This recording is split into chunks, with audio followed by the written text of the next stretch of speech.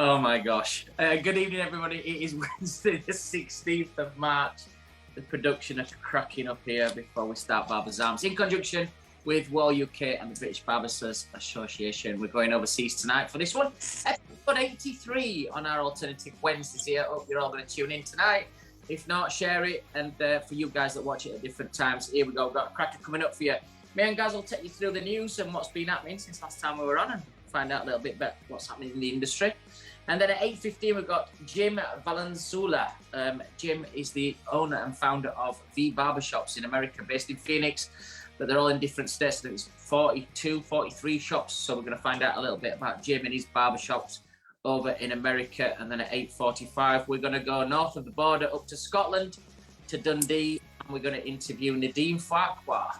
If you're all familiar with the Shrek film, it's Lord Farquhar's very distant relation. So Nadine's going to be joining us in the arms at 8:45 and tell us about the award that she won at Shabbat, which was the Blow Dry of the Year, and all things that's happening with her ambassador role at Gamma. Me and Gaz will take you to closing time, all in conjunction here with Barbers' Arms. Without further ado, please welcome my co-host, Mr. Gary Machin. Well, thank you very much, Mr. Simon Shaw. It's great to be back on the show. 2 weeks ago, we had Dom Lehane and Colin Petrie from Hardgride. Thank you very much for giving us time, guys. It was a great show. 31,000 views since we had it. It's still going up because people catch them up. So anybody who needs to catch up, you know where our podcast is and where you can get the usual catch up on our show. Busy week, mate? Yes, busy couple of weeks, actually. Things are, really back to kind of a normal swing or everything. Lots of things in planning, still planning things for rest of this year. And having a look, guys, also as well, even though we're only in March at 23, looking at some of the things that, we can really get us teeth into with 12 months behind us for 23. So, yeah, busy week. And as you two know, I've been doing some interviews for our artistic team in Australia, which is a really weird time because I normally I'm in bed now at 8 o'clock and I get my alarm clock, wakes me up at 11. And then I go on at 11:30 for these interviews, which normally finish around about 1 a.m. And then you try and get to sleep after you've done an interview for an hour and watch somebody cut hair. It's not the easiest. You know what? When you're doing stuff like that and it's middle of the night, and then you try to get off, you're stoked on it. It's like when you've just finished teaching to a night class or something. It's like you're 6 o'clock and it's 10 o'clock at night, so you want to have a pint or you want to have something to eat or whatever. It just throws everything out, doesn't it? It's just one of those things. Like sometimes when you're driving and you're tired. Yeah. Windows are open and like music's on loud and you feel your eyes. But as soon as you get home, you can't get to sleep. And you'd have to be in your bed when you've been driving, you are dropping to sleep. And it's the same kind of thing. As soon as you get in, you cannot then get to sleep. So, it's been the same, but good. It's been nice to see the guys over in Australia. And I'm going to be going out there in July to do a full week's training over in Queensland. So, yeah, it's exciting. What about you? Have you been busy?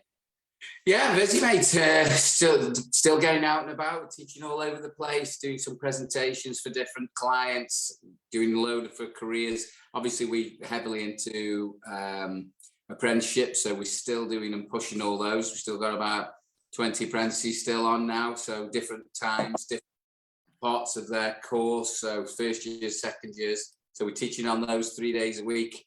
And plus we've got our private courses and everything else going on. We're doing some filming tomorrow for a client in Africa. So we're doing a Zoom for the BBA tomorrow. So shaving and cutting for a client in Africa. So we're doing some stuff. So yeah, we're all busy, mate, and getting ready for you coming in a week on Monday.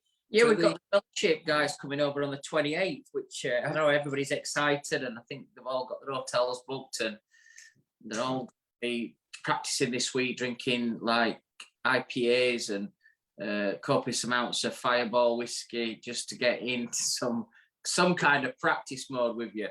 Wow, we're talking a beer. We've got our first beer as well today, so we've got no tried and tested today on the show. So anybody out there who wants to send us anything that they want to try and test on the show, any manufacturers out there, please let us know. We've got some lined up for futures, but we will always take more. We've gone with a nice little number. It's Twice Tangled. So it's quite a nice beer. It's an IPA double hot. It's got Amarillo hops in there. It's a bit Americanized, if you like. I wouldn't say it's a golden ale, but it is quite light, look, if you can see. This is coming from, we did three of this brewery's beers. They do so many. But I'll just recap what they are. These 7 generations, over 240 years of brewing experience. 1777, they were actually bought out there. So got it in my nice, you can see there in our glass, our glasses that we sent for the Barber's Arm. So I know I did send you these Monday, but I know you haven't had a chance to get them out. So I'm going to have to drink these on my own as usual. I looked on the wrong group for them, so I do apologise.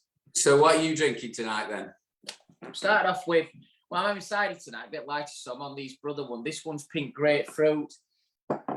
I've got a toffee apple and a rhubarb and custard, but they're a bit lighter, I think 4%.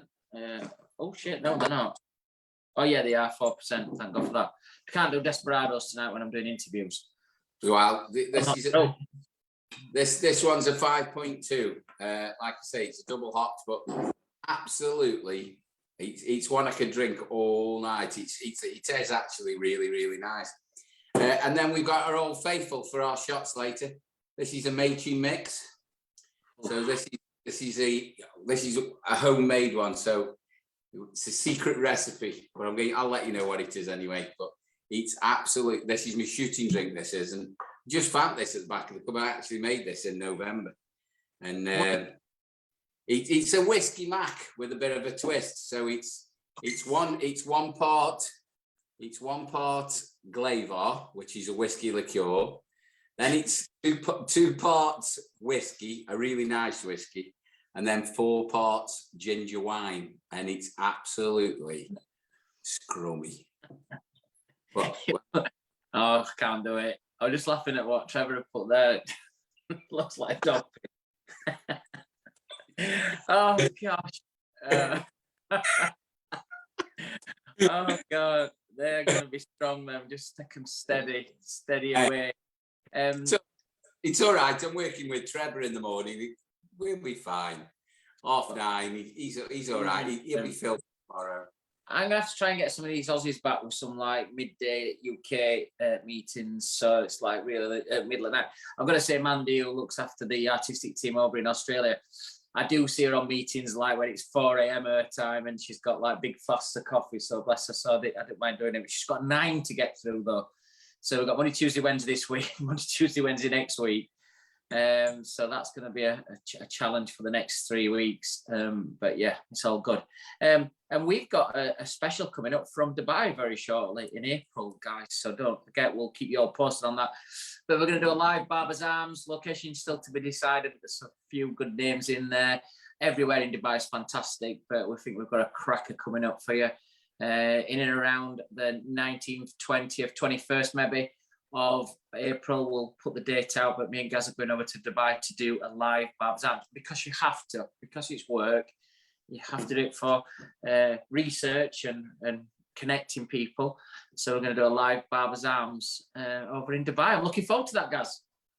Yeah, I mean, it'll be a dry one, won't it? You know, I don't think it'll be too over the top. So there'll be just the 3 of us together and doing some research and obviously work orientated, and we might have a stroll out of a night or something like that if we can get out. I was laughing at that drink you've got twice tangled, and it just straight away thought, yeah, that'd be like Dubai. Not tangled, and I'm tangled tonight. Oh dear, yes. Well, weather's going to be nice anyway, so hopefully we can keep us fingers crossed. That should be all good, guys. While you're watching as well, anybody who's got any comments, just stick them into the comment groups as well. And if you've got anybody that's coming up, we've got some great guests coming up in the next few weeks. We hope to have here on Barber's Arms. We're going to have the new president and the current British hairdresser of the year, Rob Eaton's going to be joining us here on Barber's Arms when he's being inaugurated as the new president of the fellowship. That's going to be coming up soon. And we think we're going to get Barry Stevens on as well, the CEO of the fellowship, to tell us what's happening, all good things happening with the fellowship. That's all going to be coming up before we fly out to Dubai to do our international special. Guys, coming up this week, we've got 2 guests. We've got Jim coming in from America now. I think we've interviewed people before from America. But barring Floyd's, this guy is probably the biggest group of barbershops that we've ever interviewed. This is going to be a good one. He's based out in Phoenix. He's got V barbershops all over different states in America. But I've got some really strong questions to ask him tonight. So hopefully, guys, if you stay tuned, there's a real question that came to me just right before we went on, and I've written it down, and it's a beauty to ask him tonight. For anybody who's out there with multiple shops, I'm sure this question that I'm going to ask Jim has crossed your mind a few times. So that's going to be coming up in a couple of minutes, where we've got Jim joining us, and then we're going to go up to Scotland and we've got Nadine coming on. Yeah. Their name, didn't you, guys? Yeah, I'm really interested. I mean, I know you've met Nadine through Shabba, and I'd just like to say thank you and welcome to Joanne. Joanne Reed's watching. So hi, Joe, wherever you are in the world. We've got our usual group. So we've got Nadine watching. We've got Mark, Pivot Point as well as usual. Rach, usual team from Rogers as well. They're all watching as well. So thank you for all watching. If you've got anything you want to ask any of us about the guests, or even just, you know, if you want to ask Simon where he's been or what he's been doing, just give us a little, drop us a line on, and we'll try and answer them during the work as well. So during the show, we'll try and get you on there as well. So luckily, I thought Joanne said she's still in sunny Spain. So lovely. All the restrictions on now. Why would you come back? We're going to find out how cold it is soon in Scotland. So yeah, they had a good summer last year, to be fair. So don't forget as well to follow us on our socials, guys, for all the past podcasts and all the different episodes that we've done. 83, Gary. Wow. We're going to be coming up shortly for 2 years. So that's going to be, coming up to that 100th show. That should be really good. And that's going to be really special. Simon Shaw Wahl, guys, is the British Barber. Barbers_arms. Them's our social media. Them's our Instagram accounts. Our website is thebarbersarms.co.uk. There's all the past podcasts and everything on there. If you want to email us with anything as well, it's barbersarms@thebritishbarber.com. Them's our social media sites. So I think we're very shortly going to have Jim joining us in Barbers Arms. Have you got your drink ready? Oh, yes. Well, I'm going to have to open another one in a minute at this rate, I think. I just opened this toffee apple cider, and it's very sweet, like dessert. I don't know if I can do another one. Rhubarb on. You like the cider thing, don't you? Sometimes it's you quite like the sweety kind of drink. Yeah, yeah, it's not good for you. Rots your teeth, but a bit lighter. Just because you want to stay off the desperados and you've got to stay awake till 11:30. Well, you've got an interview to do. Unless Australia want to give a big contract, I say, yeah, sign him up. Let's give him so much Australian dollars per year. I think I better stay outside and to be my usual stern motivational self while I'm interviewing people, and to watch them very closely while they're doing the stuff. It's hard though, watching an haircut at 10 to 1 in the morning. It's a pretty tough challenge, but yeah, somebody's got to do it, and we're all set. What time is it out there when they're doing it? Well, I think for them, it's early morning when they go on. So I think it's something like 8:30. We go on at 11:30, so it's 8:30, 9 o'clock they're in Queensland. And then I have Steph Polanski, the Global Director of Education for Wahl. She'll be joining on as well. It's normally about 4:30 in America when she joins, so it's a nice afternoon for Steph. We need to get up some early mornings as well, so we need to get some late meetings in. But I think all through lockdown and stuff, there's had to be a lot of give and take with the global brand that some of us have had to jump on. We've been very lucky in the UK because obviously it's a lot of 99.9% of the meetings are all in English. So we've been very accommodated with a lot of meetings that we've been involved in. But coming out of it now, you've got to bend as well a little bit. So the thing is, like having a meeting with you at 1 o'clock in the morning. The thing is with a lot of other countries as well. I mean, you've worked in North America and all around there as well. They have different timelines all across the country as well. So that's something they have to take into consideration all the time in the normal working day, don't they? You say, and in Australia as well. So we're very lucky, I think, with our mainstay. But when you're working around the world, it's something that has to be taken in consideration, isn't it? But they have to deal with that day in, day out in their working day as well. So, yeah, definitely. Okay, I think we're ready for our first guest. So we're going to go across the pond to US of A, and we are going to introduce a guy who's making his debut here on Barbers Arms for the first time. This guy is the founder of, oh, wow, look behind this amazing salon. But he's the founder of V Barbershops in America, and they're based in Phoenix.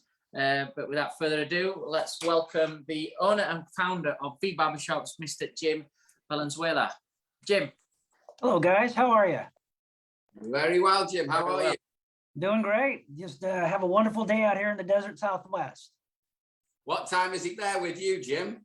It is 1:15 in the afternoon. It's 80 degrees and not a cloud in the sky. Oh, you know how don't you? Beautiful time to be in Arizona. Well, welcome to the Barbers Arms, Jim. It's a pleasure to have you on. I know you were a Barber Arms virgin. You haven't been on before. Just quickly before we go, are you joining us in a drink tonight or today? Well, it's a little early for me to start imbibing, but I've got my water. I'll drink along in spirit. Perfect, sir. Thank you very much. Well, just before Simon gets on with the show and we start firing questions at you, can you just quickly give us a couple of 2-minute bio on who you are, what you are, and what V's Barbers is? All right. Well, I'm started V's in 1999 without a minute's worth of experience in the business. What I noticed coming off of a pretty good prior success in business was that the market was sorely lacking in upscale men's barbershop. Now, remember, this is 1999. And so a lot of the shops had gone into unisex shops, or the barbershops that were still around and operating had lost their luster. Whatever type of charm that they had was gone. So I noticed that, and I longed for it because I had it with my dad growing up in Tucson. My boy at the time was very young, and I wanted to replicate that. That was quite the challenge because I didn't have any experience in the industry, which proved to be a good thing because I wasn't hidebound by any previous thought. I turned it into a barbershop that I wanted to visit. And I used a sense of style, a sense of a cinema quality to create a little movie set that became a barbershop, and operated it as an authentic men's upscale barbershop, catering to men and boys.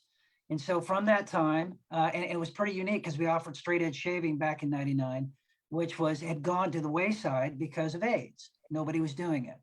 So when I opened up, it was this odd little business in Phoenix, Arizona, that was really a pioneer in the resurgence of men's barbershops, not only in this market, but across America and then eventually across the world. I didn't have any reference of any other barbershop that I walked into that turned out to be like V's. So it was a unique, fresh effort that was at the forefront of a lot of things to come. Mm.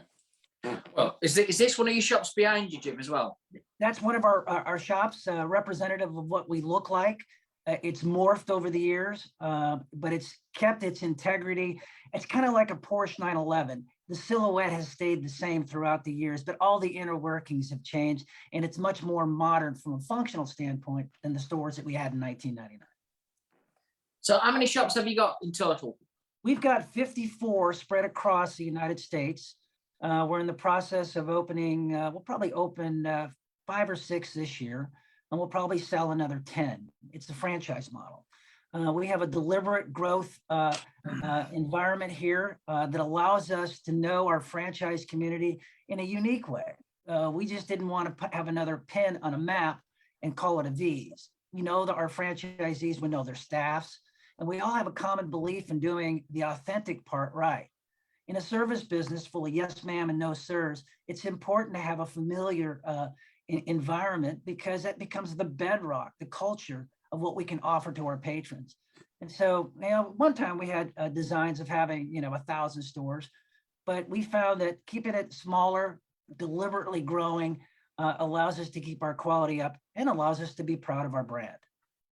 Do you know what, Jim? It's a credit to you. It's something that's never really flown in the UK, and I don't know why. You've muted, Gaz. Oh, sorry. Yeah. Jim, I'm sorry about that. It automatically went on to mute. I'm just saying, it's never really flown in the UK, the franchise model for barbershops. I don't know if it's because we're so small or the quality, I'm not quite sure. But why would you say, you know, from your point of view, why is it so successful? What's the little secret ingredient?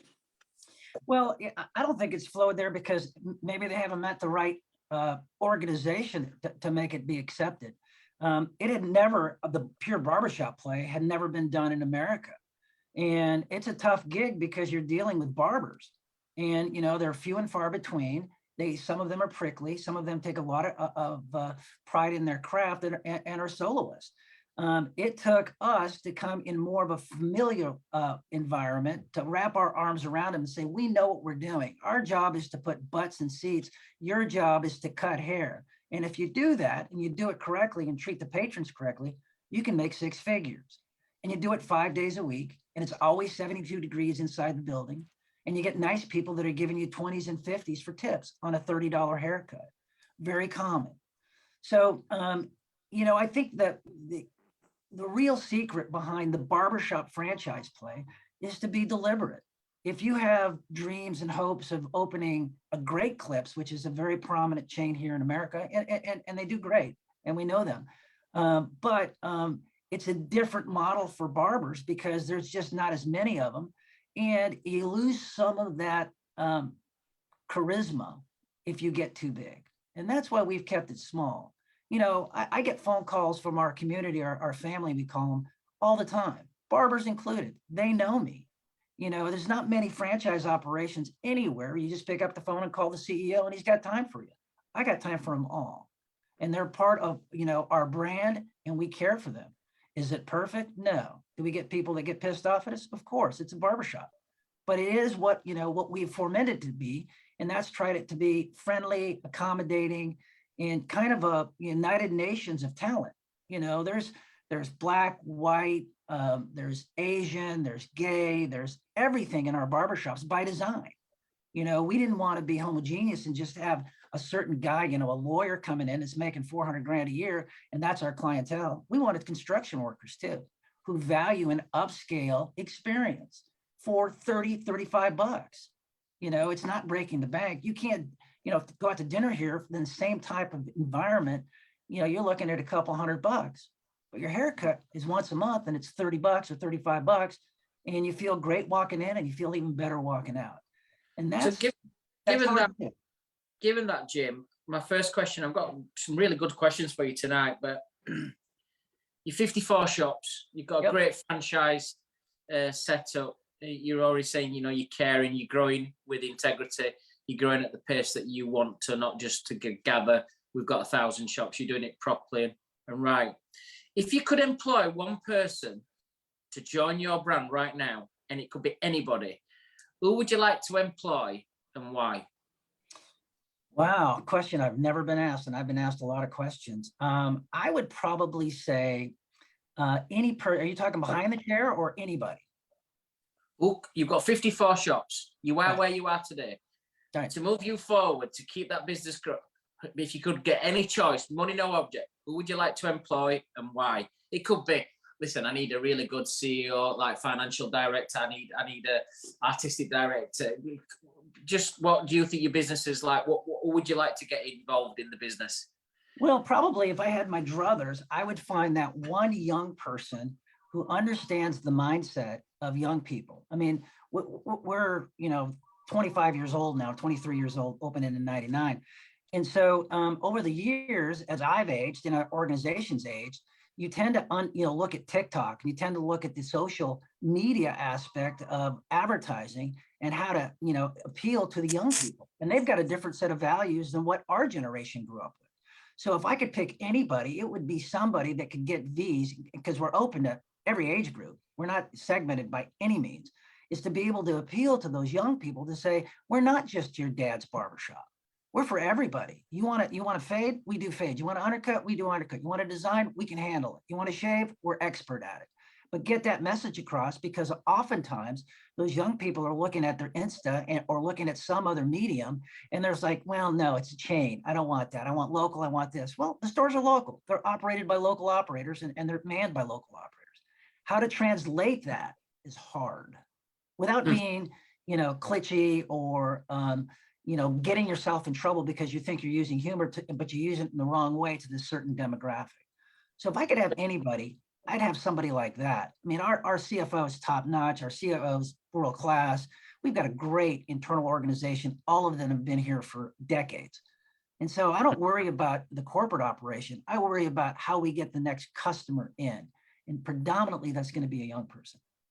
I mean, social media gurus, I think, for any business in this day and age, especially in our side, barbering, hairdressing, is really important. You just said it there, Instagram, TikTok, on your Facebook and that kind of stuff. And it's not once a week, it's every single day. Every single day. It's a full-time job. Do you know what, Jim? I think you've hit it on the head there. We've got six locations, nothing like your setup, but I think it's about taking on current staff as well. We've got a setup where we've just had a manager leave, been with us 18 years. And sometimes having people with you a long, long time is great, loyalty, obviously they're happy, but you've got to keep bringing young staff in the bottom as well to bring those clients through. Especially when you've just said, we do a fade, or can I have a young guy because the old guy can't do a fade, or, you've got this cross section of staff. I think you've got to have a really good cross section to how many staff you get for what they bring into the shop. But another quick question is, all your shops then, all the staff do any of them work for themselves because they're a franchise? Are they all working owners, or do you have a lot of franchise owners that just invest in the business? Or do you have a lot of barbers that actually work for themselves? Do they rent a chair within the business or not?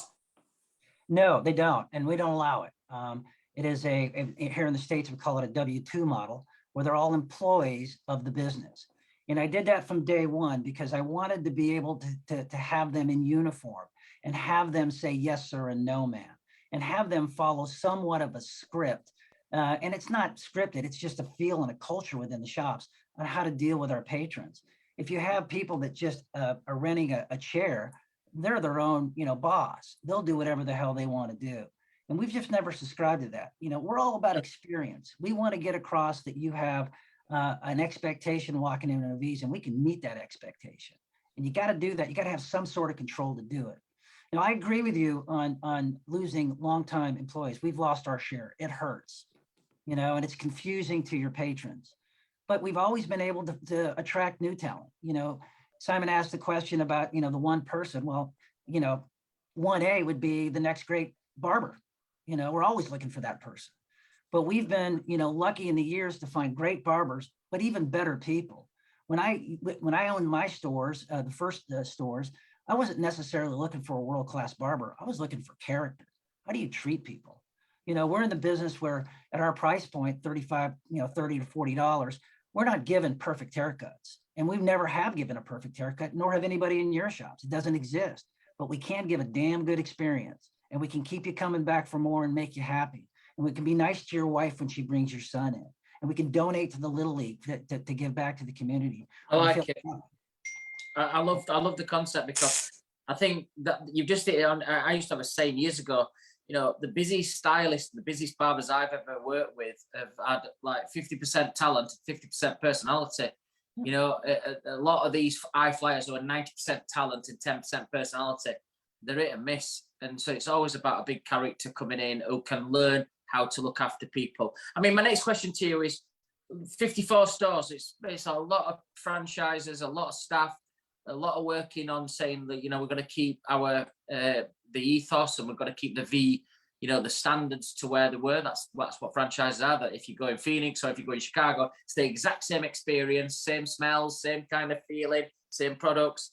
What is your biggest challenges on a daily basis working with multiple stores? What would you say is the biggest challenges that you have? Keeping the culture. I mean, we're in a service business, as are you, and keeping the culture on a day-to-day basis, between the bumpers is hard.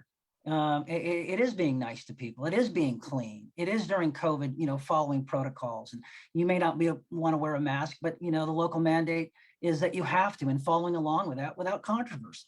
So keeping the stores, we know without a shadow of a doubt, Simon, that if we do our job right, it all comes down to culture. We know the store is going to look great. We know we're going to locate it all right, you know, location. But in my mind, there are shops or restaurants in Europe and England that are ill located and they have a line out the door.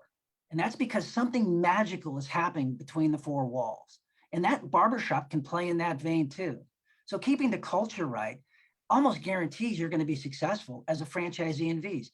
Hell, we live in a short hair environment. Look at us talking. We all, you know, have short hair. We go to the barber. It happens to billions of people around the world. They got to go somewhere. Make it a place that they want to go to and are happy about it and refer their friends. It's not hard, but it requires discipline and culture. I don't know if it's happened with you, Gary, as well, where people, you know, for what you're saying there, I love it. The concept for me, for a guy who lives in the town where that shop is, he should feel comfortable to walk past and go in once a week to say hi and to maybe have a coffee and in between his appointments and making his other appointments, and to go in because he feels so comfortable being in that barbershop. It's like a little club for the guys that's in and around that area. Well, that's what I noticed back in '99. You know, back then, there was cigar stores that had that profile, and black barbershops had that profile. But for the Anglo, it had gone. It was unisex. I wanted a place where you knew your barber, where as a young boy, you went through the ritual of climbing up onto a booster chair, and then you migrate to getting out of the booster chair, you migrate to driving yourself to the barbershop and telling the barber what kind of haircut you want instead of your dad telling the barber, to the point where you go away to university and you're confused because that's the only barber you've ever had. That's possible in barbershops. And I noticed that. And it's going to be possible 100 years from now in barbershops because it's a unique place. Patrons are very loyal to their barbers if you do it right. They're not going anywhere. And so, you know, I think they can become these magical places based on culture where you want to go in. You want to go get a boot shine. And just because you want to be in the barbershop, you want to go crack a beer and hang out there and watch the end of the game at a barbershop, all possible. And that's hard, those are hard to find in our present day society. I think that's happened, and you were obviously right at the forefront of that. I mean, in '99, not a lot of people were thinking about that. I think Trevor's coming out to see you. You kindly, our producer out there and part of the BBA is coming out to see you. You're going to show him around. I mean, we've worked with some big clients in the North America, and I'm sure Simon has as well. You know, the Gents Place, 188, Frank Gambuza, all those kind of places that are doing really well out there at the moment. I think, do you think that's why a lot of people were going to ladies salons rather than the barber shop originally? That's why they wanted to get back to that kind of feeling. That's why they wanted to get back to that kind of inspiration, if you like. Is that what was lacking when in '99? Is that what you were really going after? Well, yes, but it was much deeper than that. It was, the market was giving all of us quick cut places. It was giving us beauty salons, or it was giving us barbershops that were dirty. And the barber had run its course and didn't want to be there. He was pissed off being a barber. That's his only skill, so he had to do it. So in my mind, I thought, man, I want something out of The Godfather. I want a little movie set where you walk in and you're actually motivated to go in there and get a haircut, a shave, and a shine. That was the motivation. I come from a rodeo background. I was a cowboy growing up, a man's sport. I wanted a man's place to go. I wanted to take my son to a man's place, not profane, but a man's place where the rite of passage could play out like it played out for me. And they were gone. And so that's the opportunity I saw. And quite frankly, it scared the hell out of me because I thought for sure somebody had done it before. But in my research, nobody had. It was just laying there. And that's when I picked it up and had a complete different take on a barbershop that had, was a remake of something that was really cool in the 40s in Chicago, where guys wore hats into the barbershop and got their shoe shine and hung out and had their friends there. It was gone. And that's what we brought back.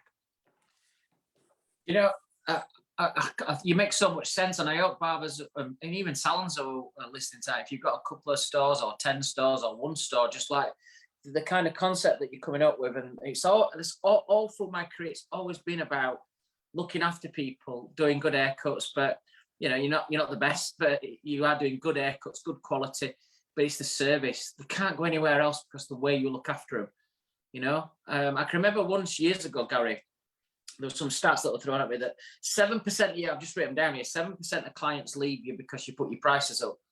Just 7% of clients leave you because you put your prices up, and then you probably don't want to keep anyway. You know, and I think the other stats were like there were 13% of people that left you because you give them a bad haircut or a bad colour, but most of them will give you a second chance because they'll come and tell you. 80% of clients leave you because your service is crap. They go elsewhere because they're bored with you. You're not looking after them. That's just like a big stat. Now, my next question is a biggie. I've been really looking forward to asking you this one, and it's same to you, Gary, as well.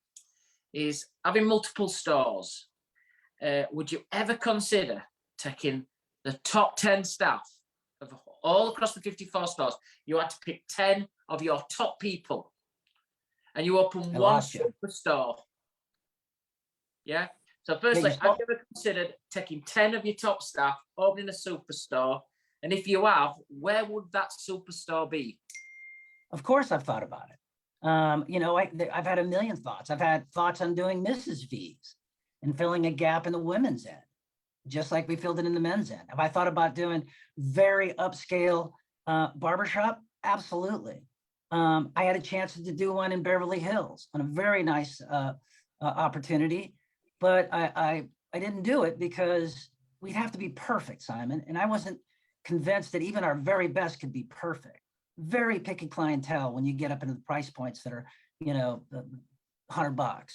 And so my idea was to spread the talent and to have offer it to everybody, to the masses, not the classes, an upscale environment still, you know, a bit like here in the States, walking into the Ralph Lauren store. That's what I was after, transport you into another environment. So yeah, I've been tempted by it, but that's not the poison we picked. Our poison was to go and offer this to doctors, lawyers, CPAs, construction workers, guys who own companies, kids, moms bringing their kids in. That's the V's concept. And the more we tinker with it, it's more like that 911 I alluded to earlier, the Porsche. It just intrigues us.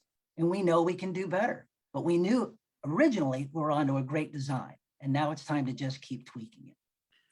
Do you know what? I mean, that's a really, really insightful on what you do. And you're getting after your niche. You know your market exactly, you know, perfectly. Well, what I want to ask you, though, Jim, is from an education point of view, how do you keep this going? Internally, externally? How do you actually get that so it works within your salon? Do you all get together? You know, do you do it by region? Do you do it nationally, you know, across the country? Do you have a team of educators? How do you actually keep that quality, that standard with V's? Well, that's a great question. And admittedly, we're not that good at it. We've been, from the very first day, I put an ad in the newspaper, and if you showed up, you got a job. So I didn't know if these guys could cut or not. I needed barbers. And the barbers started teaching each other. We're very much aided, Gary, by having a limited universe of haircuts that walk into barbershops. It's not like a woman's beauty salon that changes all the time. There are, you know, 10 to 15 haircuts, which are predominant in our world. And we expect our staffs to get good at them. And we expect that their peers help them get good at it. And it's important to do it that way because everybody boats rises if everybody can cut in the shop. One of the things that has really become prevalent in our world, if you can't cut or you got a bad personality, you don't last long because the others won't tolerate it. They know the potential of the shop. They want that six-figure job. And they know that the reputation of the whole enterprise is predicated upon that person leaving happy, especially with Yelp, Google reviews, and the society at large opining in. So do we offer? Yeah, we have a robust tutorial of videos online that they can access anytime, produced by us and our way of doing it. But the real way that we do it is to have, when we open a shop, we take we call them a V's Elite team, a made barber, one of our best. We take them to that shop and we impart on them, not how to do haircuts, but how to treat people, how to do things V's way. We assume as a licensed professional, you've got the hands to get this thing done. What we don't know is your character. Do you have time to perform this little ballet every half hour? without it getting old and tired. And if we can get them to do that, if we can put some theatrics and some personality and find those people, those are the ones we want to keep. Will their haircuts be perfect? No. Do we have this hugely robust training system? No. We're a bunch of barbers that rely on each other, just like the shop down the street, the individual shop who doesn't have a training program, but the owner can recognize, I got a problem, people aren't coming back, it's because of talent. We got to upgrade. It's a very, very simple business. So you're constantly looking for new staff. You take it for granted that they've learned their trade, their craft. I mean, we know the American or the North American way where you go to Cosmo school, you go to barbering school, you do limited training, and then you go out and you cut your teeth. You learn your job on the job. Whether you're training and practicing on certain clients, you know, that's debatable. But so you're not actually training people to be in the shop. You're expecting to attract people and then come with training, really. Well, we expect, we rarely hire people right out of barber school, rarely.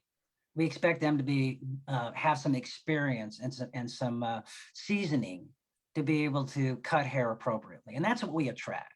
And by and large, our stores, and you know, most of the stores do great. There's some that don't do so great. And it's tough to find talent to work in those stores.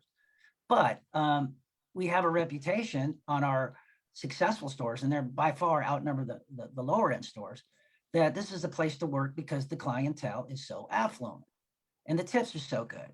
So how do you break into that? Well, you got to wait for a seat to open. And when it does, you got to perform. And it can't be a 7-minute haircut. It's got to be something of much better quality. And you better be nice to these people. And if you do that, it doesn't take long for their chair to be, you know, revolving with patrons. And so, you know, we have a summit coming up in June here in Phoenix. We do it every other year, where we bring in educators and we bring in all the franchisees, and when they bring their top barbers, we all meet in Phoenix and we all get together over 3 days. And we joke a lot, drink a lot, and learn a lot. And we'll bring in Ruzel and Suavecito, and they'll bring in talent, and they'll start teaching us new haircuts, and we'll have a competition, and we'll start to riff off each other on how to play in this milieu called a barbershop. It's a bit like a BarberCon, but in a much more sophisticated way, in our way. And so we're going to definitely have to come over with you with the BBA then. Yeah, we'd love to see you. We definitely got to come to you, and I'm sure we can do something with you as well. Before we start these last questions, guys, are you going to do your next beer? Oh yeah, sorry, Jim. We're doing beers in between. Sorry, we're just doing our second beer of the night, which is Badger's Brewers. This is all the way from Dorset in down south in England. This is an English brew. So this is Golden Champion. It's 4.5%. It's a bit like an American brew, really. It's quite blonde. It's we use Amarillo hops here as well. So when we actually work this, as you can see, Sam, this one would suit you, Simon. This one. It's quite blonde. It's quite a light beer. Very crisp. It's, like I say, 4.5%. So it's not too bad for you, Sam. You're able to do an interview with this after this one. It's a summer beer, really. It's nice and crisp, very light. Good house to you. Yeah, man. You're making me thirsty. We're going to finish off with some quick fire questions, but I've never done these questions before. So you're the first guest out of 83 episodes that's had these questions. So it's just a fact finding mission, a bit of personality stuff that we put behind it. So here we go. What car do you drive? An Audi Q5. Audi Q5. What car would you want to drive? 1976 BMW TII. Okay. 2002. What was the first job you had when you left school? What was the first what? First job that you had when you left school, the first ever job you had? I had a job. I got a job working for a guy who was in the finance industry, turned out to be the richest man in the history of the state of Arizona. A guy by the name of Ernie Garcia. He has a used car company nationwide here called Carvana. He's about a $15 billion guy. That was my first job. I was like employee number, I don't know, 5. Wow. Do you have any pets? We have 2 dogs, Ruby and Ralphie. If you could do one other job, what would it be? Be a rodeo cowboy. And the next part of that question is why. Self-explanatory, that rodeo cowboy. I grew up riding horses. I went to university to participate on the team there. It was my life growing up. I was a rodeo cowboy, lived in the city and roped. Is Arizona where Breaking Bad was filmed? No, that's New Mexico. Okay. But it's similar. It's a state over. Nice weather and stuff. And you're making us very jealous that you've got this blue sky outside. Our next guest is coming in from Scotland, so there'll be no blue skies up there. Yeah. There'll be no 80 degrees. They've never seen blue skies or 80 degrees in the history of Scotland being founded by William Wallace. So Jamie, it's been great to meet you, mate. I'm sure when I'm out there in America, our paths will cross. And I'm sure, somebody from Wahl will get in touch with you, and let's see if we can do some of your training with you on your big exhibitions and your big get-togethers. What a great guest. Thank you for coming on Barber's Arms. Have a great rest of your day. Thank you very much, mate. Thanks, guys. Jim, it's been an absolute pleasure. And let me just say, the whole rodeo thing that goes around the country. You have a national championship, don't you? I saw my first rodeo in Knoxville, and it was the best thing I've ever seen in my life. That's great. Brant Gambuza introduced me to it. It's absolutely fantastic. But it's been an absolute pleasure to have you on the show, sir. A really great insight into these barbershops, and we'll be over and see you soon in person. Love to see you guys. Thank you. See you later. Great. Wow. He's got his head screwed on really well with it's a man who had a principle and an idea, and he just not watered it down. Do you know what, though? What really amazes me, and this happens in America, in North America generally, all the time, is he went into this idea, he got this idea, what he remembers, what he wanted it to be, and had no industry experience whatsoever. I mean, how unbelievable is that? You know what I mean? He just take that chance. Have you ever thought about doing that question? Getting 10 of your best staff, just 10 reliable, can cut hair well, look after the clients, retail well. Have you ever thought about just having 10 super staff in a super location, 2 floors where you can do training? You've got all these 10 people who are so reliable. The 10. Have you ever thought about doing that when you have multiple stores? All the time. Only because, as well, I mean, you'll see our setup. We're small but perfectly formed, but we average between 4, 5, 6 chairs in each barbershop. We've got the training above, and we're small. Compared to when you go out to some of these places in North America, you go out to Frank's, you go out to into New York. Some of the academies, some of the shops, they're absolutely enormous, but everything's on a bigger scale, isn't it? But we've thought about this, about closing a couple of locations, just combining them, having this huge super shop, because it does breed. It is infectious. When you have all these people, when you have a really busy shop and everybody's coming and going and you have space, Colin was talking about it. Colin Petrie, hard grind. He took this massive space on and then incorporated clothing and cafe and everything else in there. Produced this huge shop, and then he grew. There was only him on his own to start off with, but then he grew into it. I think we probably scale wise we're too small, but it's the size of premises. I think it is in the UK. We're not used to that space. We're not used to taking that chance as well. But if a barbershop's got 6 chairs in this country, it's a big barbershop, isn't it? You know what I mean? To have 10 would be absolutely fantastic, wouldn't it? To have all your best guys in there as well. I've always thought it's never really like opening a barbershop, but like if I had got like 10 staff that, I used to say to my artistic team, imagine if we all worked together on a daily basis.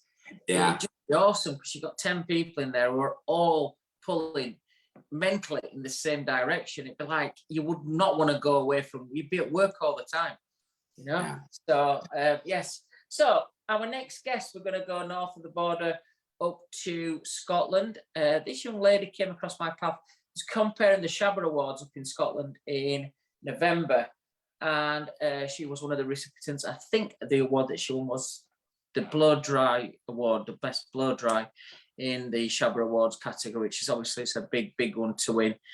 She's based up in Dundee, up at Farquhar Hair, and it is pronounced how we used to say Lord Farquhar. When I announced it on stage, when I was doing the nominees, she said to me afterwards, she goes, "You got my name absolutely perfect." And I said, well, I think that's years of watching Shrek and watching the Lord Farquhar. So I got it on spot on. Without further ado, please welcome the Shabba Award winner of the Best Blow Dry. We're going to learn all about her beautiful shop up in Dundee. Without further ado, welcome to Barbers Arms, Nadine Farquhar. Hey, Nadine. Hi, how are you both? You look amazing. Thank you. You too. Thank you. Well, thank you very much for coming on the show, giving us your time on a Wednesday night at 8:45. I think it's 8:50 now. It's been an absolute pleasure to have you on the show. I know we've tried to get you on and we finally got you on. Can you just tell everybody, you're looking very glamorous there. Is that your stage curtain behind you there or what? So this is just in my living room, sorry. I couldn't make in my salon tonight because little boy should out in bed earlier. He'd stay up and watching this. No problem at all. It's so great yeah. So just quickly for the viewers who don't know you, just give us a couple of minutes of who you are, what you are then, Nadine.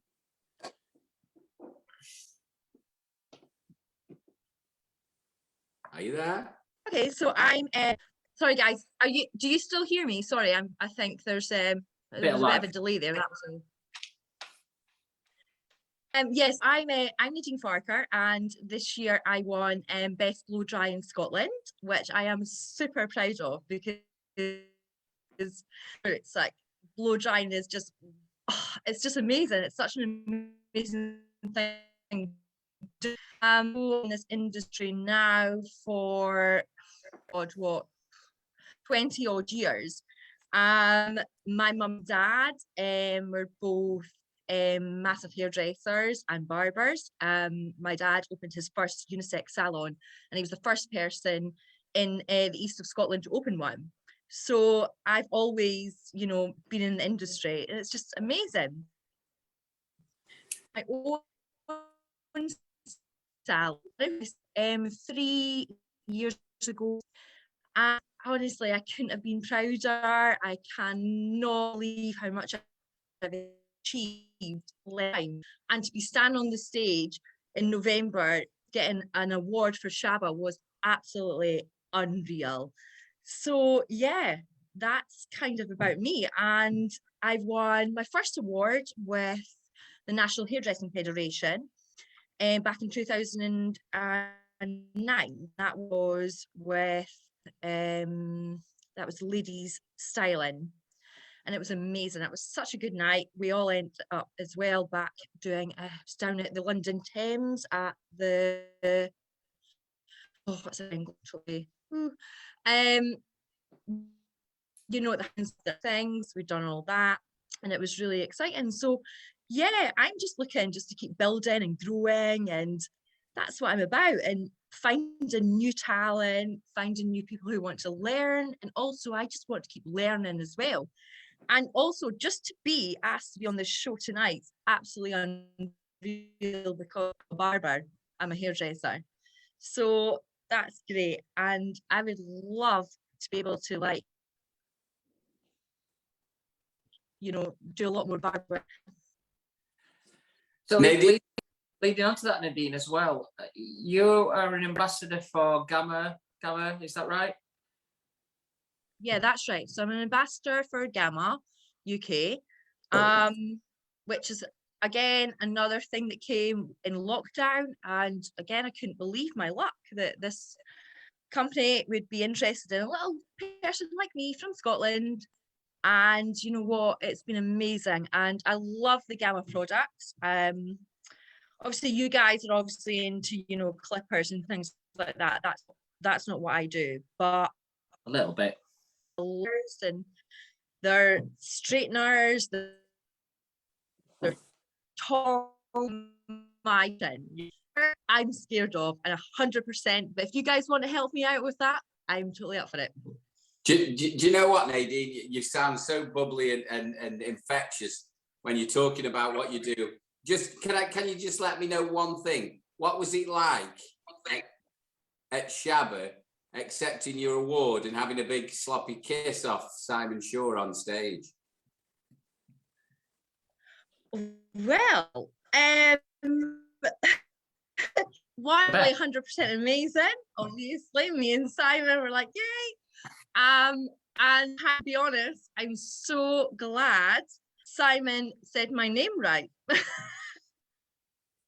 Because I've obviously watched your show quite a few times. I've commented, and my last name was said a bit wrong, but Simon got it right on the night, so that was all good.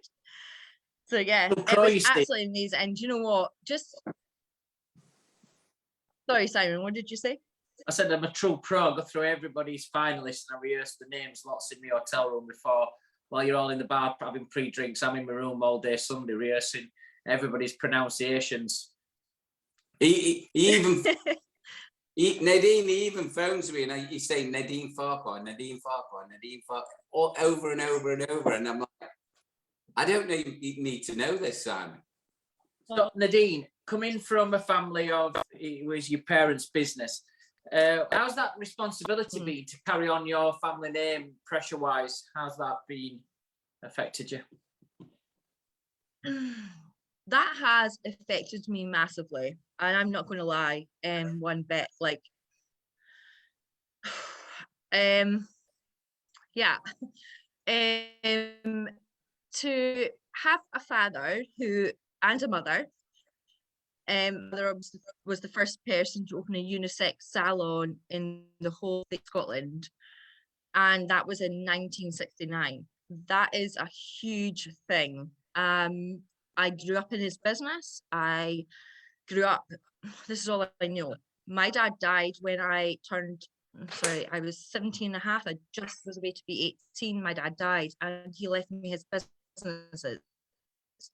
That's a huge responsibility, especially in that industry, and all the people I worked with, staff, odd years, and I had to turn around and say I'm their boss. That still, it affects me. It's always affected me. I've always felt I'm undershadowed. I have to live up to his expectations, you know, and it's just such a hard thing. Like now I feel I'm more at ease with it, but I basically just all prove I can be him, but actually I'm not him, I'm me.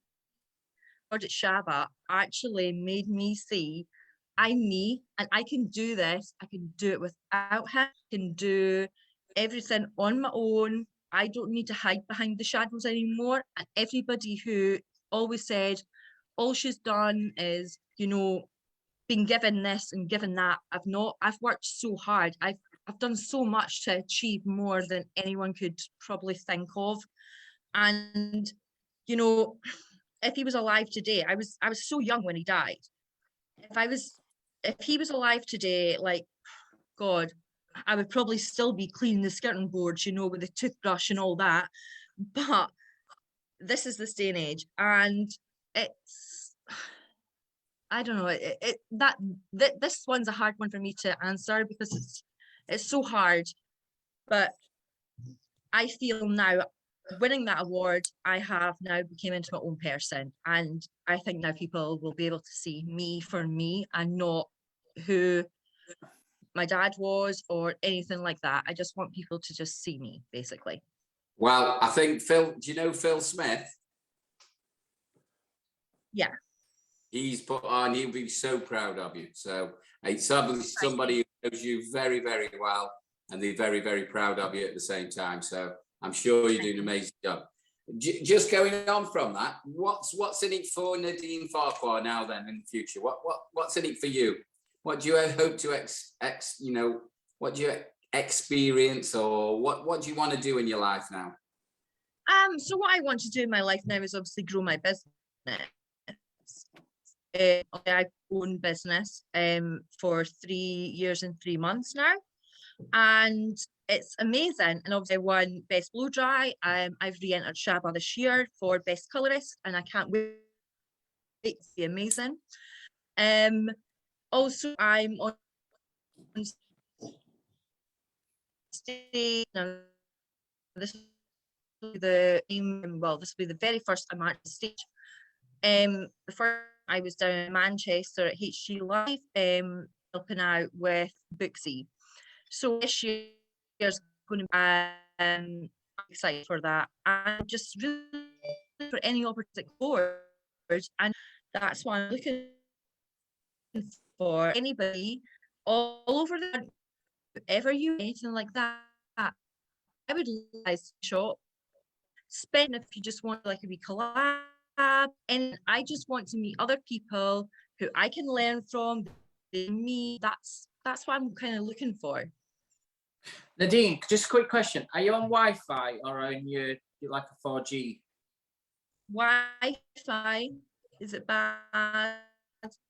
Yeah, do you want it's really lagging a bit and we're getting a lot of feedback off you. Do you want to just try it on a different, if you've got something different that you can set it through, if possible? Yeah. Let me put my, could I log off and log back on my phone? Yeah, try that way and guys will talk a little bit. I mean, Gary, you've come through a family business as well. It's not easy coming through family businesses. It's one of those positions. You know, I did it as well with Dimensions. You know, it's the pressures, because it's at home. You take them pressures home with you. It's not like even if you're a manager of a store, the family business and working with family as well is quite a tough way to continue. There's a lot more pressure on it there. No, the thing is as well, I think when you come through a family business, I've got 2 brothers in it as well, plus my son. You know, you don't want to be the one to drop the bat, do you? You know, I'm the eldest of 3 brothers. I was my dad's apprentice at, you know, 37, 38 years ago, Saturday lad. You know, you had to earn your own money. I didn't even know if I wanted to be in barbering at that point. I just wanted, you know, as a Saturday lad of 13, 14, I was working every night, you know, all holidays, because I wanted money for go out. And then you find that you know, oh, I'm quite good at this as well. So, and it goes on, but then you know, you open more locations. You hope your dad's proud of you. My dad's always been great, you know. He's always said he's proud of us, but you know, deep down inside, you just want. You know what? It's really funny. Even my lads now, because I still work behind the chair as well. When my dad comes in, I still get that feeling of stand by your bed. And I'm a 53-year-old bloke who's still like really bothered about what my dad thinks. You know what I mean? So it's that respect, I think, as well. And you want to please, and you want to always to do the best. I'm like that though, so get ready when we share a room in Dubai. I like it when the maids come in and the room's immaculate and it smells of my oud. I can hear them. I wait outside the room and I can hear the maids going, oh, it smells gorgeous in this room. This guy must be so special. I think we've got Nadine back. Am I back? Am I okay? Oh, that's fair. If you can keep it like that, if you can any chance of turning that sideways, and we're absolutely perfect. Your camera sideways. Oh, that is perfect. Yeah. We okay? Cool. Yeah. My next question to you then, Nadine, is what is the most expensive service that you do? What's the most expensive job that you do in your salon? Well, I guess that'll be a colour correction. You know, that's anything, you know, from £150 upwards. That's the most expensive thing that I do in my salon. Well, not actually necessarily, because I do hair extensions, which obviously costs a lot more. But basically, jobs that I do day in, day out would be more colours. So yeah, I would say colour is the big thing. But if you're talking about hair extensions, we are then talking, you know, we're speaking about £550. The thing is with colour, nearly every colour you do is a colour correction anyway, unless you're doing virgin hair. Every colour that you put on is a colour correction, really. What- I'm so glad you said that, because a lot of clients just don't understand that. You see, we are professionals on this show, you know. Oh, I know. What are you drinking, Nadine? So I wasn't going to be drinking. I was actually just having water until my son said, "Did you see the guy having a beer?" And I was like, "Yeah." So he poured me a vodka. So I'm now having a vodka with just lime, because that's all I have in the house, because I have nothing else. Is this So- your normal for your day for evening wear in your house? Me and guys, this is how we roll like this all the time at home. Is this your normal attire to look so glamorous, or is it something that you've done for Barber's Arms? Oh God, Simon, well, you saw me obviously at Shabba's, and if you guys look at my page most days, you'll probably see me quite glamorous, and this is how I am. So normally when I get in my house, I get my pajamas on, get off the makeup and chill, but tonight I thought I'm just going to have to keep them on and keep looking like this, because I've got no other option, because I'm on this, haven't I? So I've got to. You know what, Nadine? Just quickly before we start wrapping up, and I know I think we're about 9:05 now. Thing is with entering competitions. Give us a couple of reasons why people out there who are watching should attend Shabba for one, and why they should actually enter Shabba as well for all that. I mean, I'd like to say as well, I think it's great that there's a blow dry category, because I think in the past years, it's all just been blasted dry and then straightened, hasn't it? I think it's really important to keep those blow drying skills up, because there's a lot of, you know, I'm not disrespecting anybody, but there's a lot of modern hairdressers, barbers out there that don't know how to finish, don't know how to blow dry properly. So I take my hat off to you as well. Well, I have to say, honestly, I entered it just because everyone kept saying, "Oh, you should do it," because all I do is blow dry. Like, my blow dries, I hardly finish with straighteners, tongs, or whatever. You know, it's all with a brush. And I thought, why not? So I done it. And I have to tell anybody out there, if you are thinking of entering anything, even start, you know, you might actually think to yourself, "Oh, a blow dry award. Do you know what? Why not?" Blow dry award is amazing. You could end up, like me, being the best blow dry queen in Scotland. So why not do it? And I honestly think Shabba's also, it is just, do you know what? The night alone is unreal. Also, I don't care what anyone says, Joanne throws the best night ever. Also, it's actually been looked at a lot more in the industry, I think, as to actually being respected, and I really appreciate that. And we, as stylists, we in Scotland, we don't have anything up here to kind of, you know, show our skills off. So what Joanne's done really has been able to help us, and it's helped us to then probably achieve other things. But as well, she's done amazing. And Shabba's is just the best night. Ask Simon. Simon will tell you how amazing Shabba night is. And honestly, Gary, you have to come to a Shabba, because I think you'd fit in exactly amazingly well. You would do. You like it the night before, because they all drink the night before. They're all drinking all day. Yeah. I work, but you'd love it. You could be the social side of it for us both in the bar. Well, You what can I say? I've just been told by production, I've just got to do our last beer. I hope you don't mind, Nadine. We got our last beer, which is coming from the Dorset Brewers, so it's Badgers. This one's Tanglefoot. So this is the lowest one. This is that we've done tonight. I think it's 5%. And Tanglefoot is a pear drop aroma. It's an everyday drink, I think, Simon. I think it's one of those that we could do quite regularly on a regular basis. Not when you're doing interviews, but as you can see, it's quite a blonde again. Not too dark. It's sporting in our beautiful glass. Good health. All the very best, Nadine.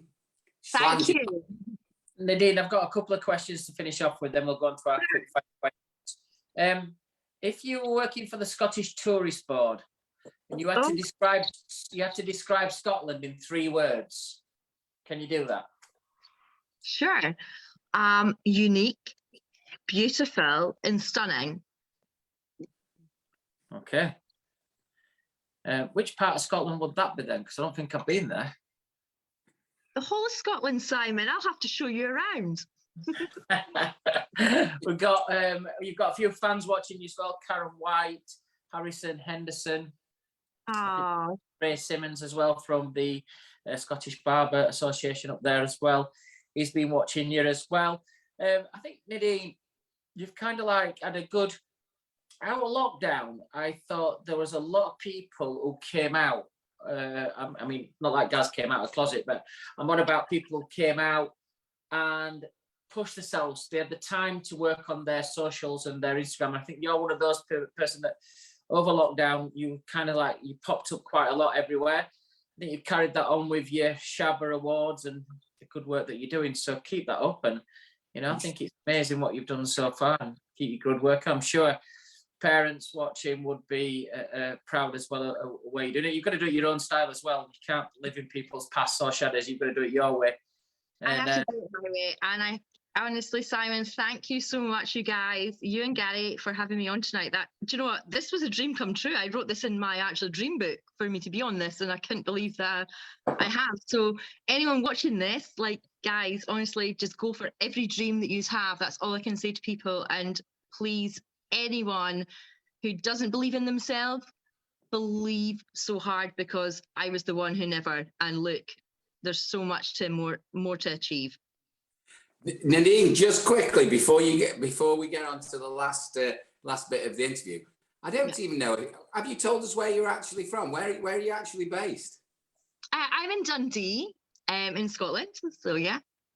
All right, that's good. It's just just so we know where to send the bill for and like that, You got near Colin then. You're near Colin, who we interviewed a couple of weeks ago from our brand. Colin is one of my friends. He's not far. Colin's in the city centre, and I'm just out of the city centre.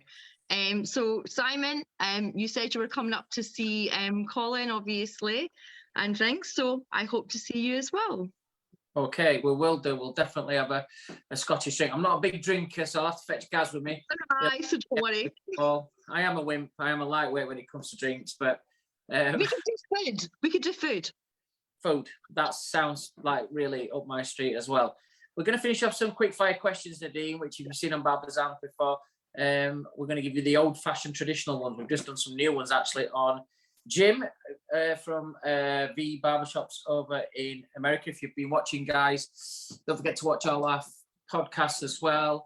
Our socials are Simon Shaw Wahl, Gaz is the British Barber, Barbers_arms. Them's our Instagram accounts. Website is thebarbersarms.co.uk. And if you want to email us, it is barbersarms@thebritishbarber.com. You can see all the past 82 episodes on the website as well. Thanks to Jim, who joined us tonight from V Barbershops over in Phoenix in America. 54 stores, great watch. Don't forget to share it, everybody who's been watching as well. Currently, we have the Shabba winner of the blow dry of the ish, Nadine Farquhar from Farquhar Hair in Dundee. Finishing off with Nadine, what's your favourite music? Probably indie music. Oh yeah. What do you mean, oh yeah? What's your favourite drink? Champagne. Do you know, I was just going to say, I bet you're going to say champagne. Yeah.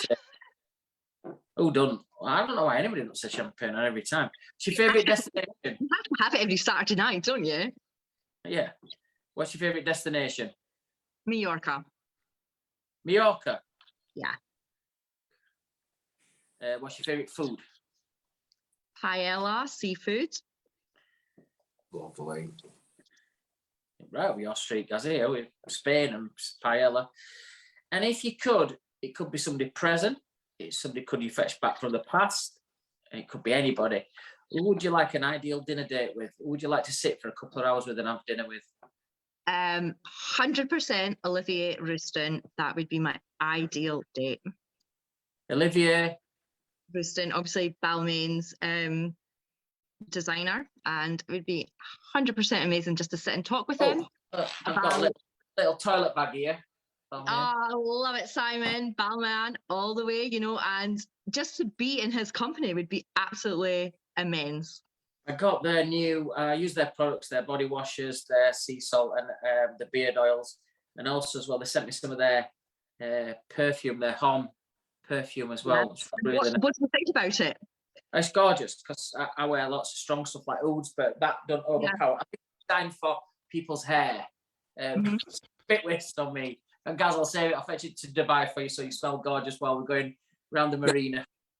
What did you think of their the men's home body wash and hair? I think it's absolutely unreal. It's the smell. It's the nicest smell ever. There's the little scalp thing that you use as well that tingles your head, but the smell of it. It's actually massaging, doing everything. It's amazing. You could eat it. Leaving that in the shop with people so people see it. So I'm so glad, Simon, that you're letting people know about it because amazing. It's a beautiful range of products. It reminds me, if I had to say it, it's like if you're looking at a clothes designer from it's like a Tom Ford of men's hair products. It's beautiful, but it's Balmain. So we got Nadine Farquhar. She's listening to indie music, drinking her favourite drink, which is a nice champagne. She's doing all this in her favourite destination, which is Mallorca, having her favourite paella seafood, and she's doing all this with Olivia Ruston. Nadine Farquhar, thank you for being on Barbers. We'll see you soon. Thank you, guys. Bye. Thank you very much, Nadine. See you later. Bye-bye. Bye. Now, we definitely need to go to Scotland now for it. That'd be a handful, wouldn't it? Can you imagine getting out for a beer with Nadine? Well, she'll have beer, she has champagne. It's your round. Yeah, that's no problem. Just talking about what you're laughing at indie music anyway. It's just when she said indie music, then you went, oh yeah. The thing is, nobody ever said, you see, we come from the same background. I like, Speed of Destiny, Echo and the Bunnymen. I was a Chico's boy, you see, Saturday night. We were all alternative night, you see. So you don't know everything about me, Sam. Sure. I had the most boringest weekend ever, just gone. Went at football. Alex didn't play. Didn't even get off the bench. It's cold. It was over in Manchester. Came back. I was miserable. Carl said, do you want to go to local? Went to local. Had 3 beers. And he went like, I'll go out tomorrow. My missus is up for it.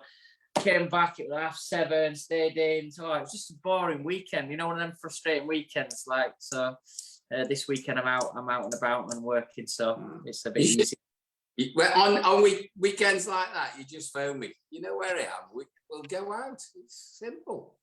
I'm up for it whatever time. Do you know what? As well, I said to myself, you need the rest. I've been away all that week. I got back, I think Friday night. I got back from London. I've been away all week. Had a great. I have to mention it as well. Andy Eastman, the international artistic director for Rush. I was in Rush on Friday at Covent Garden with Andy. Had a great evening as well with the Fellowship boys. We took them to Parlo's Barbers, the Wahl Barbershop of the year. We took them there on Thursday, and then meeting with Barry Stevens and Andreas as well, which was superb. Great couple of days at Wahl. So it was a great week last week, a long week. I think. So really, then you needed a weekend off. You needed to give your liver a little. Well, one night I had one. Me and Andreas said. We had a few beers outside Parlo's when we had a meeting. And then we got a cab up to Covent Garden and went to a beautiful French restaurant. I forget what it's called now. They've got one in New York. And we had a bottle of red. So we had a couple of beers and a bottle of red to share. But I did have I went back in my room for like 9:45. So it weren't a late one. But that's the only night I had a drink last week. So it was quite a... I take it all back then. Could have gone out on the Raz then on Friday and Saturday. Could have done, but I didn't do so. It was good. Good anyway, boy. When you were talking about you get all these toiletries and you've got you're constantly putting stuff on Facebook and Insta with the clobber you've got. So when we go Dubai, I might as well just take a carry on. You take all the gear. We'll share clothes. Use your toiletries. We share a room. Job's a good one. I can travel light. I can. Do you know, guys? Do you know what it is? I've got a lockup. So there's so many clothes, and I used to buy clothes for shows and specifically just wear them for them weekends. And I took them down to our studio to put them on, because it just reminded me that when I bought that, what show it was, when I wore it, and all that kind of stuff. So I've got them all still down at Wahl on a big like outdoor rail, but I'm probably gonna get rid of them before. Yeah, no shorts, bear in mind, when we go out, because we like or sliders with socks. Jack Ludlow, if you're watching as well, Jack, I messaged you today. We're coming out to Dubai, so don't get your shandy pants on. We want a big night with you. We're gonna have a good day on the Friday, get a nice brunch in there, as well as doing all the other work bits that we have to do. Guys, just a quick one. Last year we were full of horrendous news as with people leaving us and departing, but it's 12 months on Sunday for Billy's. I know. I sometimes wonder, you know, when you're in the middle of it, it's like, how's that year just gone? Because in the time of it, when we're in lockdown, it was slow, and then you get going and it drops again. It's like, we're here a year later, at the 20th, and I just think the year's gone so quick. It doesn't seem 2 minutes since the Friday night when it happened, the Friday we did the show, and that year's gone so quick. And I think it just shows us all that one thing that lockdown did for us all, showed us how quick things can go and how things we miss. And then since we're out of it, how the time passes. So my thoughts are with Bern and all the family for this weekend. You know, it's going to be a tough time for everybody. Yeah. But just for everybody, we could have lots of anniversaries that have come back. And I'm sure you do, but, you know, just remembering people, I think it's still very important that we do that. Remember people. I think, you know, it's like this year, just passing on. You know, every week you do something, we're looking forward, and I think as the diaries are filling again, I said to Rachel, I said, we are not getting back onto that treadmill where, you know, just 1 month goes into another. I was traveling abroad so much, said we're not getting back into that, but it sucks you in, doesn't it? And you're constantly away, and then you're looking forward to your Friday or, you know, your day off, because at the moment you're working 6 days a week, and we're back on that treadmill again. It's like that hamster wheel that you can't get off again, and we've got back on it, and just things are just going and going and going. It's just so quick, and you know, I said, I don't know where the year's gone, and then there'll be other, you know, anniversaries of people, Giovanni and Sam and everybody. You know, I know some of them have come and gone. But obviously, Bill's a bit closer to heart for me with it being family, and it's just coming up to this Sunday 20th, and you know, I thought I'd just mention it because still very much in everybody's thoughts. But a year's gone quick, and you know, I'm sure we did him justice on this show, and everybody else that we tried to pay tribute to last year while we're going through it all. And we're still seeing the repercussions at the hair council and barber council. He's missed, you know, he's really, really missed. We've had some changes again this last month, you know, that are beyond our control. So yeah, you know, when we miss people like that in the industry, it makes a massive difference and leaves a massive hole as well. So yeah, I'll back you every minute now with all the family and everybody else. Yeah. Well, my phone's buzzing, Maddie. I've got loads of people phoning at 9:25 on a Friday. I hope they're not going to be phoning while I'm doing my bloody interviews tonight. Well, it's funny because we know when they're calling, because every time they call, your picture goes. Yeah. John Pierce, Jim, it's like all morning. So like, yeah, it's been a. But look, great guests tonight. Well done, Nadine. Well done, Jim, over in America. Great to see everybody. We've got some cracking guests coming up over the next couple of weeks. We'll keep you informed. Have a look for the posters on the BBA site. We'll share them on our social medias as well.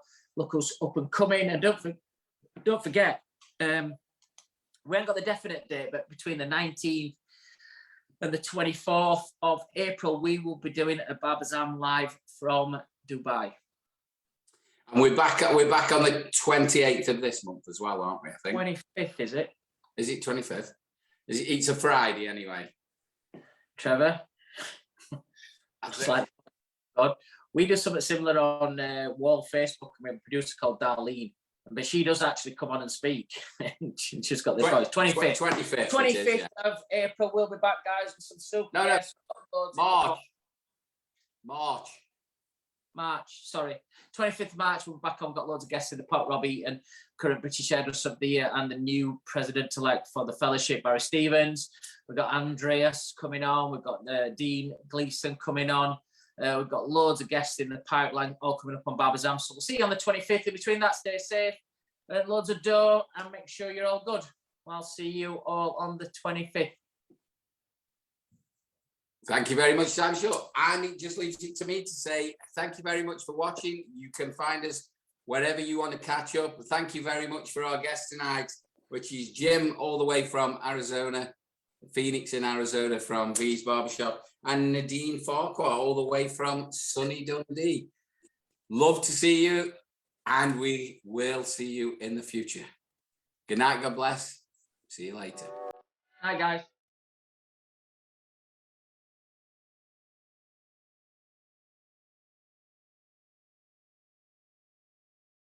Yeah.